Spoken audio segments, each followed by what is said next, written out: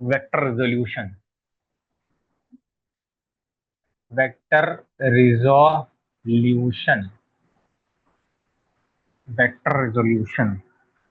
जैसे अगर आपसे एक सवाल छोटा सा पूछो, जवाब देना, ठीक है, साथ साथ जवाब देना। ये एक गाड़ी है, ठीक है, ये गाड़ी है, खिलौना है, खिलौने वाली गाड़ी है।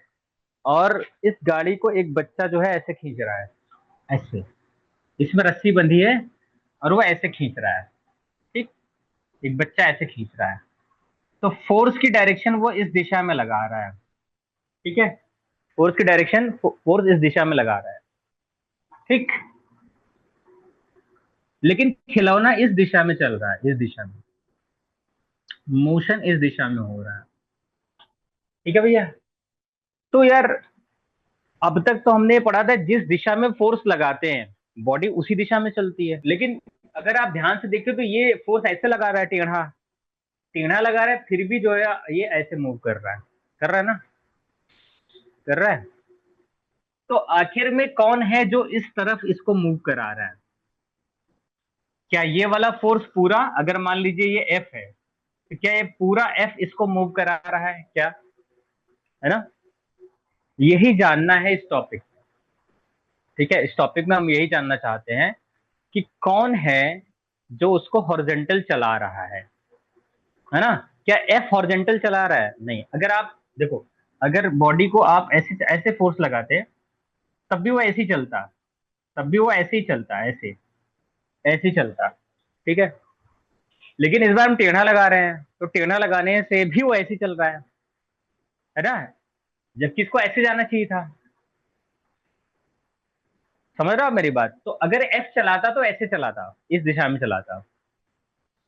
तो इस दिशा में कौन चला रहा है? क्लियरली एफ नहीं चला रहा है, एफ का कोई ना कोई एक इफेक्ट है, एफ का उस फोर्स का कोई ना कोई इफेक्ट है, वो पूरा इफेक्ट नहीं हो सकता, क्योंकि अगर पूरा इफेक्ट चलाता तो इस दिशा में चलाता, ठीक है। तो इसीलिए इस फोर्स का इस डायरेक्शन में कितना इफेक्ट है, कितना इफेक्ट है जो मोशन करा रहा है, ये जानना, ये जानने के लिए हमें वेक्टर को तोड़ना पड़ेगा, ब्रेक करना पड़ेगा, उसके इफेक्ट को स्टडी करने के लिए उसको हमें तोड़ के समझना पड़ेगा। क्लियर है ना इतनी बात? आइए, तो अब हम इसको तोड़ के समझते हैं। मान लेते हैं कि ये हमारा वाई एक्सिस है, ये हमारा एक्स एक्सिस है, और मैं इन्हीं दोनों दिशाओं में वेक्टर को तोड़ना चाहता हूं। ये हमारा फोर्स है, तो ये कोई वेक्टर है, ये फोर्स हो सकता है, वेलोसिटी हो सकता है, मोमेंटम हो सकता है, कुछ भी हो सकता है। तो सपोज दैट कि ये कोई वेक्टर ए है जिसको आप ब्रेक करना चाहते हैं, ये वेक्टर ए है, ठीक है, कोई वेक्टर ए है जिसको आप ब्रेक करना चाहते हो। तो मैं एक काम करता हूं, इस वेक्टर ए का जो टेल है, ये हेड है, यहां से एक परपेंडिकुलर लाइन ड्रॉ करता हूं वाई एक्सिस पर, और एक परपेंडिकुलर लाइन ड्रॉ करता हूं एक्स एक्सिस पर। क्लियर है?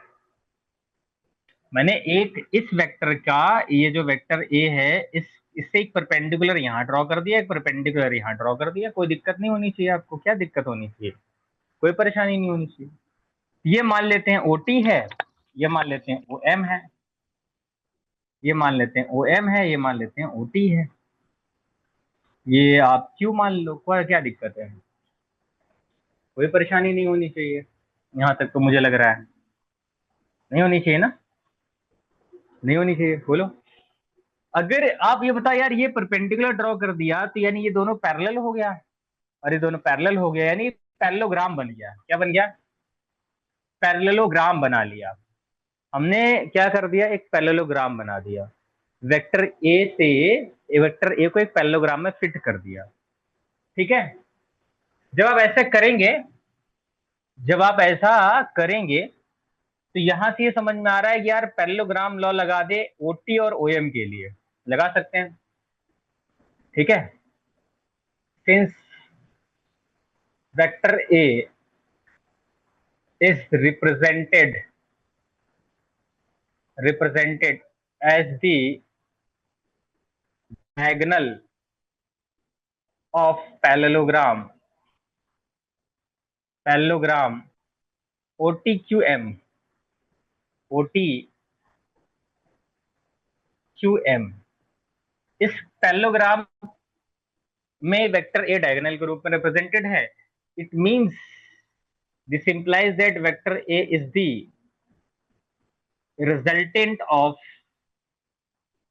resultant vector of OT vector and OM vector. याद करो, यही पढ़ाया था आपको पैरेललोग्राम लॉ में कि अगर पैरेललोग्राम बना है तो जो डायगोनल होगा वो अगल बगल के वेक्टर्स का रिजल्टेंट होगा, OT और OM का रिजल्टेंट होगा। ठीक है, और अगर रिजल्टेंट है इसका मतलब बेटा ये हो गया ए वेक्टर बराबर OT plus OM, OT plus OM का सम हो गया, OT वेक्टर और OM वेक्टर का सम हो गया ए। पैरेललोग्राम का मतलब प्लस कर दिया। ठीक बात। अच्छा, मान लेते हैं OT की यहां से यहां तक लंबाई कुछ है, मान लेते हैं। क्लियरली ए तो नहीं होगा, इससे तो छोटा ही है ना, इससे तो छोटा ही है। तो OT की लंबाई में कुछ ऐसे मान लेता हूँ, ए एक्स मान लेता हूँ, मतलब एक्स दिशा में है ना, तो ए एक्स सबस्क्रिप्ट में एक्स लिख दिए, जो ए नहीं है, ध्यान रखना। ऐसे OM की लंबाई में ए वाई मान लेता हूँ। ठीक है, मान सकता हूँ ना, उसकी लंबाई कुछ होगी। अरे OT जो है, OT की लंबाई कुछ होगी, तो उसको मैंने ए एक्स मान लिया, ये बताने के लिए कि एक्स की दिशा में है। ऐसे ही OM की लंबाई हमें ए वाई मान लेता हूँ, मतलब वो ए नहीं है, ए से तो छोटा ही है। क्लियर, जस्ट ऐसे मान ले रहे हैं, कोई दिक्कत बताइए। अच्छा, OT को अगर मैं वेक्टर फॉर्म में लिखूंगा तो यहाँ आई कैप लगा दूं, क्योंकि यूनिट वेक्टर कहता है कि आप उसकी वैल्यू 1 होती है, मल्टीप्लाई कर सकते हैं। ऐसे अगर मैं इसमें वेक्टर बनाना हो तो इसमें मैं जे कैप लगा सकता हूँ, क्योंकि इसकी दिशा वाई की तरफ है, और यूनिट वेक्टर का लॉजिक है कि आप मल्टीप्लाई कर सकते हैं, डायरेक्शन मिल गया। मतलब इस वेक्टर का मैग्नीट्यूड AX है, डायरेक्शन आई कैप है। इस वाले वेक्टर का मैग्नीट्यूड कितना है, AY है, और डायरेक्शन Y है। जे कैप का मतलब ये हो गया। बोले कोई दिक्कत, यहां तक कोई दिक्कत? बोले बेटा, इसका मतलब vector A can be written as AX I cap plus AY J cap. इस प्रकार हम इस वेक्टर को रिप्रेजेंट कर सकते हैं, कर सकते हैं, कर सकते हैं ना यार। सही से देखने पे ये समझ में आ रहा है कि ये जो वेक्टर है ये वो दो वेक्टरों से मिलके बना है, इससे मिलके बना है और इससे मिलके बना है। ये वाला पार्ट एक्स दिशा में जा रहा है तो इसे एक्स कंपोनेंट कहते हैं, ये वाला पार्ट वाई दिशा में जा रहा है तो इसे हम वाई कंपोनेंट कहते हैं, वाई कंपोनेंट कहते हैं। इसे क्या कहते हैं, ये एक्स दिशा में जा रहा है इसलिए हम इसे एक्स कंपोनेंट नाम देते हैं, और वाई दिशा में जा रहा है जिसे हम वाई कंपोनेंट नाम देते हैं।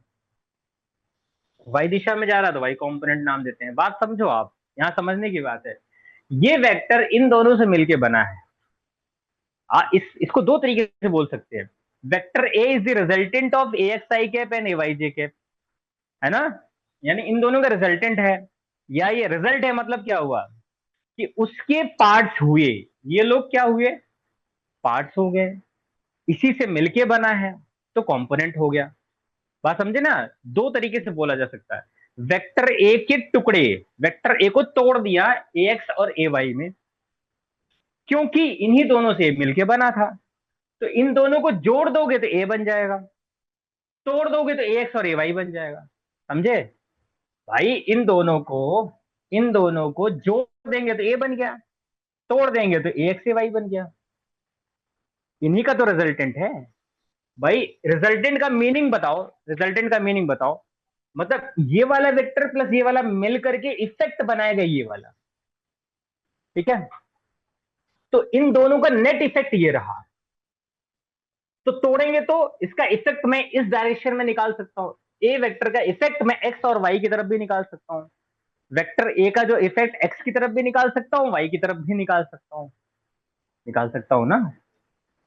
तो वेक्टर ए को तोड़ोगे तो आपको X I cap A Y J cap मिलेगा, जोड़ोगे तो वेक्टर ए मिलेगा, एक्स और ए वाई को जोड़ोगे तो क्या मिलेगा, वेक्टर ए मिलेगा। समझ में आया ना तोड़ने जोड़ने की प्रोसेस? बोलो भाई। वही स्टेटमेंट को पलट दिया। कैसे पलटा, जो वेक्टर है आप एक्स एक्सिस वाई एक्सिस खींचे, उसको पैरेललोग्राम में सेट कर लिए। तो पैरेललोग्राम की जो लंबाई यहां आ रही है, ये इसका इफेक्ट यहां तक होगा, ये बताएगा इसका इफेक्ट एक्स की दिशा में। ये वाली जो लंबाई है ये बताएगा इस वेक्टर का इफेक्ट वाई दिशा में।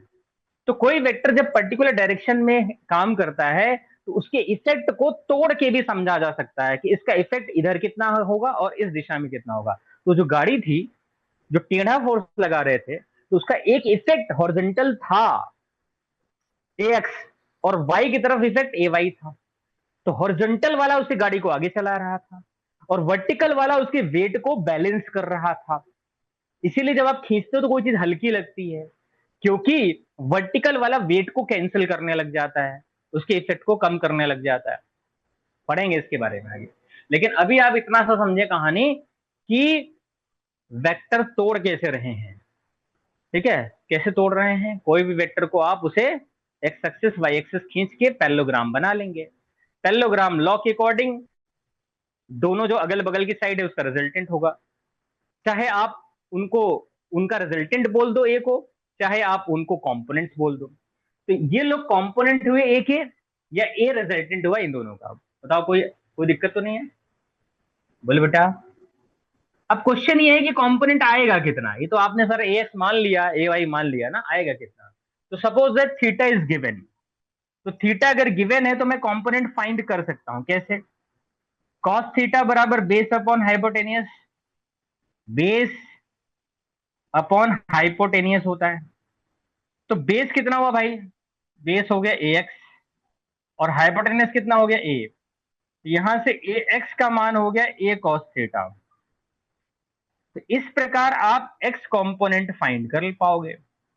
आपने एक्स कंपोनेंट फाइंड कर लिया भाई। ए दिया था, थीटा दिया था, है ना, वेक्टर ए दिया था और थीटा दिया था। जैसे वो फोर्स दिया था और थीटा दिया था, तो उसका इफेक्ट एफ कॉस थीटा बना, ए कॉस थीटा बना। ठीक है, ऐसे ही साइन थीटा लगा दो।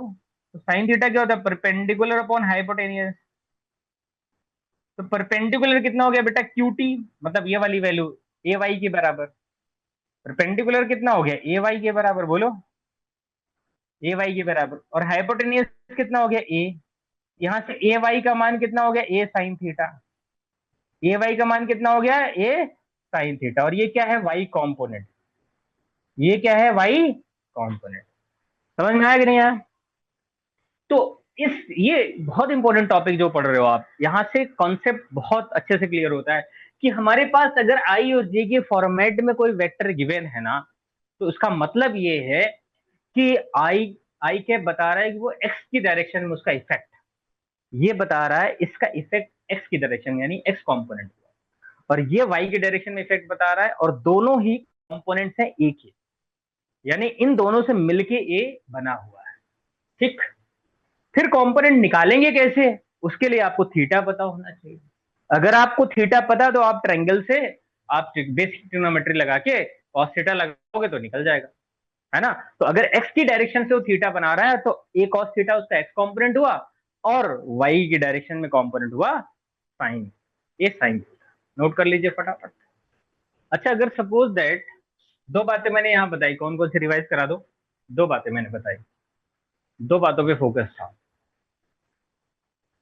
पहली बात ये कि अगर कोई वेक्टर इस फॉर्म में दिया है 3i cap plus 4j cap, तो आपको इसका मीनिंग क्या निकालना है? मीनिंग ये निकालना है कि भाई ये वाला पार्ट एक्स की तरफ जाएगा और ये वाला पार्ट वाई की तरफ जाएगा। ये एक्स कंपोनेंट हुआ, ये वाई कंपोनेंट हुआ। ठीक है, और इनको जोड़ने से एक बनता है। ठीक है, दूसरी बात क्या पता चली कि इन दोनों को ऐड करने से ये बनता है। क्लियर? मतलब ये तो पहली बात थी कि इसका मीनिंग क्या है। 3i कैप और 4j कैप प्लस करने का मतलब है कि एक एक्स की तरफ जा रहा है, एक वाई की तरफ जा रहा है, दोनों को जोड़ दिया तो ए बन गया। ये बात तो पहले पहले भी बता दिया था। यहाँ एक नया क्या सिखाया कि इसको इसको क्या नाम देते हैं? एक्स कंपोनेंट नाम देते हैं, इसको वाई कंपोनेंट नाम देते हैं, क्योंकि इन्हीं से मिलके बना है। ठीक, दूसरी बात, दूसरी बात क्या समझे?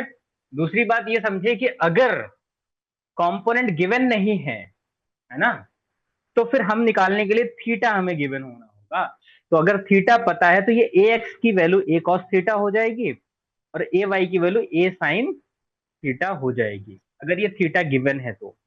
क्लियर है? दो बातें क्लियर? इसकी मीनिंग, और ए कॉस थीटा ए साइन थीटा, क्लियर ना? बोलो। अच्छा, अब सपोज दैट कि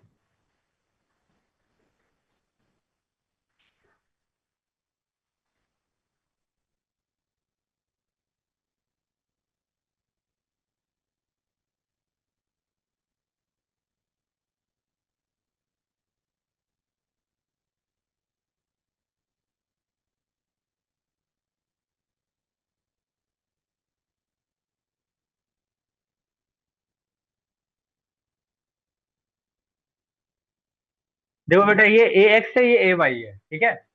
अब मुझे ए फाइंड करना है, ए फाइंड करना है, तो क्या करेंगे देखो। हमें अगर ए एक्स और ए वाई गिवन है, तो मैग्नीट्यूड ऑफ ए कैसे आएगा? मैग्नीट्यूड ऑफ ए कैसे आएगा? पाइथागोरस थ्योरम, ये 90 डिग्री है, ठीक।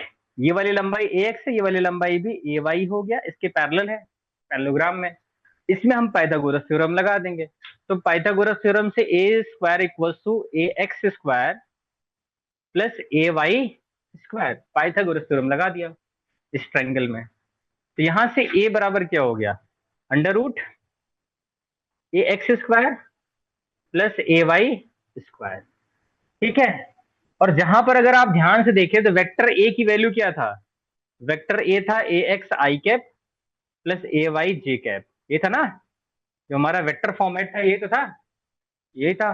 तो अगर हम ध्यान से देखें इसमें वेक्टर, अगर हम ध्यान से देखें, है ना, तो इसमें इसमें ए एक्स क्या है? आई कैप का कोफिशिएंट है, और ए वाई क्या है? जे कैप का कोफिशिएंट है ना? तो हम यहां पे लिखेंगे coefficient of I cap square, और यहाँ क्या लिखेंगे? Coefficient of J cap square, coefficient of J cap square लिखेंगे ना? तो ये हमारे पास एक फॉर्मूला आ गया कि हम वेक्टर का मैग्नीट्यूड भी फाइंड कर सकते हैं। जैसे एग्जाम्पल के तौर पे मान लीजिए हमारे पास वेक्टर लिखा है 3i cap plus 4j cap, ठीक है। अब हमसे कह रहा है यार इसका मॉड बता दो, मॉड मैग्नीट्यूड बता दो, ठीक है। हमसे क्या कहा जाए? मैग्नीट्यूड बता दो। तो इसका मीनिंग तो समझ गए हम, 3i cap plus 4j cap लिखा है, इसका मतलब क्या हुआ भाई? ये वाले वेक्टर का x की तरफ ये पार्ट है, ये वाले वेक्टर का y की तरफ ये पार्ट है, लेकिन उसका मैग्नीट्यूड इतना हुआ, कितना हुआ? आई कैप के कोफिशिएंट का स्क्वायर प्लस जे कैप के कोफिशिएंट का स्क्वायर, ध्यान से सुन रहे हो ना? और ये हो गया 9, 16, 25, 25 का जो रूट हुआ वो हो गया 5, 25 का जो रूट हुआ वो हो गया 5। बोलो आया कि नहीं आया? छाप डालो। पूछता हूँ क्वेश्चन नंबर 1। ये वेक्टर ए है, ये थीटा है, कंपोनेंट बता दो, कंपोनेंट बता दो फटाफट। एक्स कंपोनेंट बता दो, वाई कंपोनेंट बता दो, है ना? क्या बताने? कंपोनेंट्स बताने, कंपोनेंट्स, ठीक। इस बार ये वेक्टर ए है, ये थीटा है, कंपोनेंट्स बता दो, कंपोनेंट्स बता दो फटाफट, बता दो कंपोनेंट्स कितना हुआ।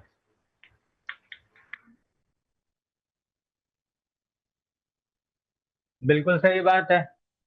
इस तरफ हो जाएगा आपका ए कॉस थीटा, यहां से परपेंडिकुलर डालते हैं, ये हो जाएगा ए साइन थीटा। ये इसका नाम हो गया एक्स कंपोनेंट, इसका नाम हो गया एक्स कंपोनेंट, और इसका नाम हो गया वाई कंपोनेंट। क्लियर है बेटा? फिर यहां से, हाँ बिल्कुल सही बात है। इस बार इस बार ये वाला हो जाएगा ए कॉस थीटा, और ये वाला हो जाएगा ए साइन थीटा। और ये अभी भी इसको हम एक्स कंपोनेंट कहेंगे क्योंकि एक्स की दिशा में है, और इसको हम वाई कंपोनेंट कहेंगे। इस कहानी से ये शिक्षा मिली कि रटना नहीं है। ये नहीं रटना है कि एक्स कंपोनेंट हमेशा ए कॉस थीटा होता है, ऐसा मैंने नहीं पढ़ाया, ठीक है भाई।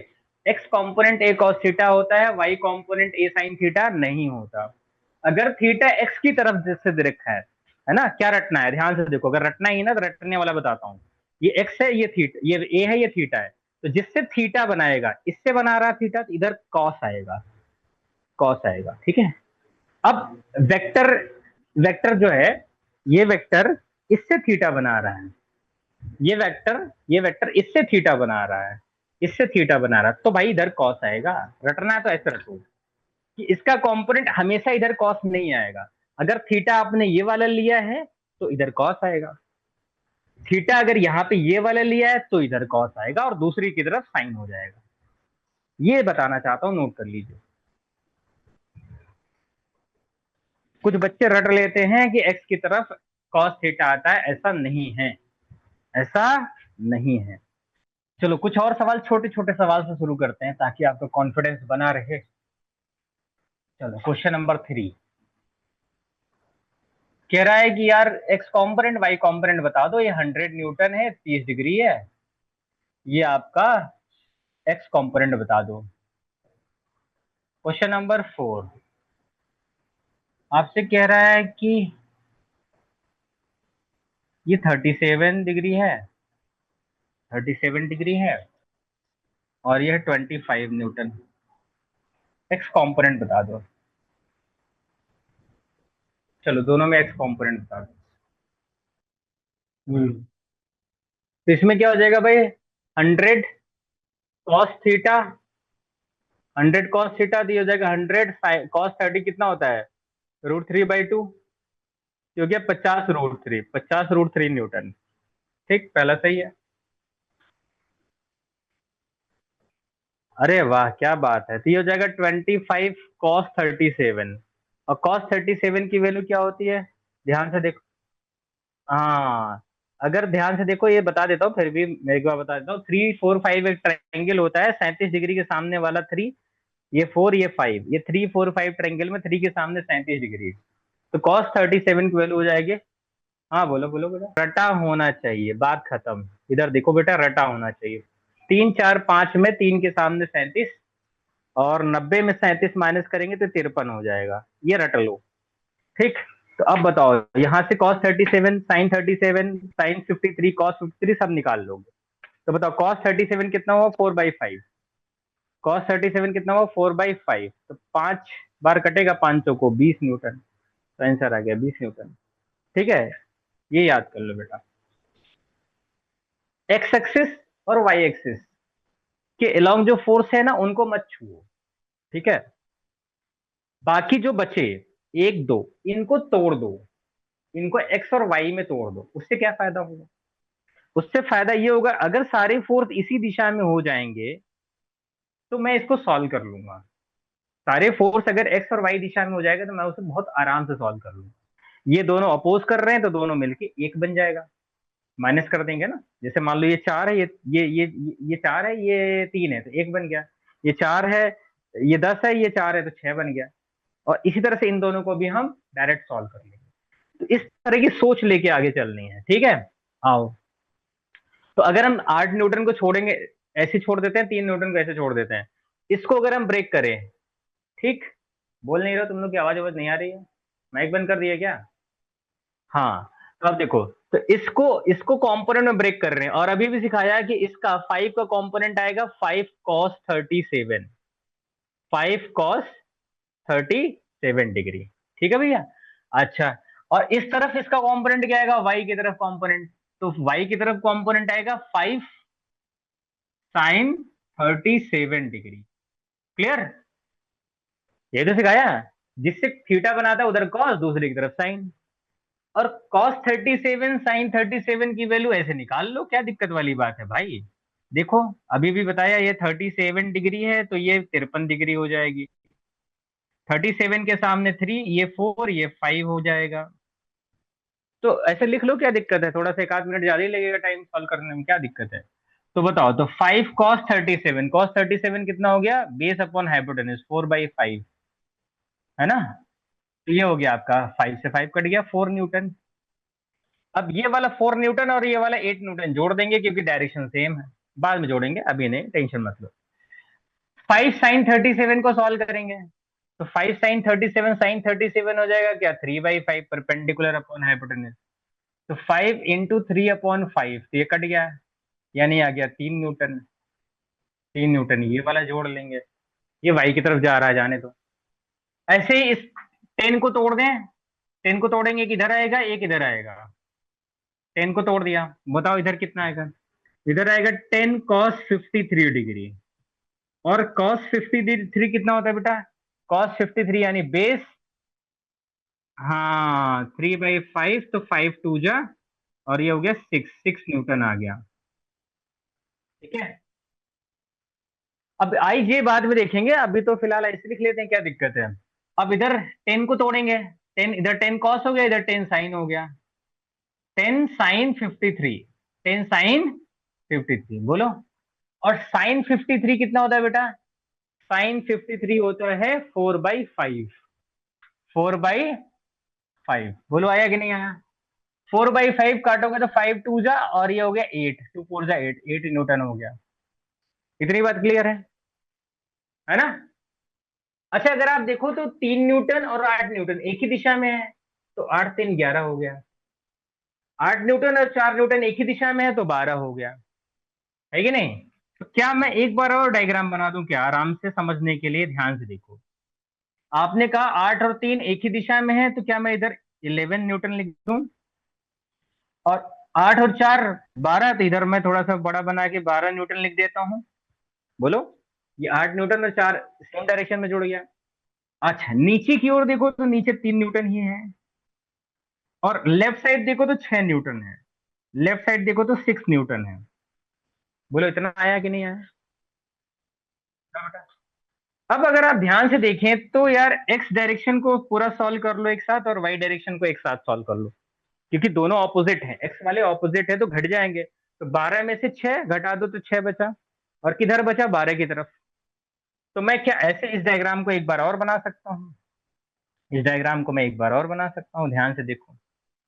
12 में से 6 गया 6 न्यूटन, और 11 में से 3 गया तो 8, ये हो गया 8 न्यूटन।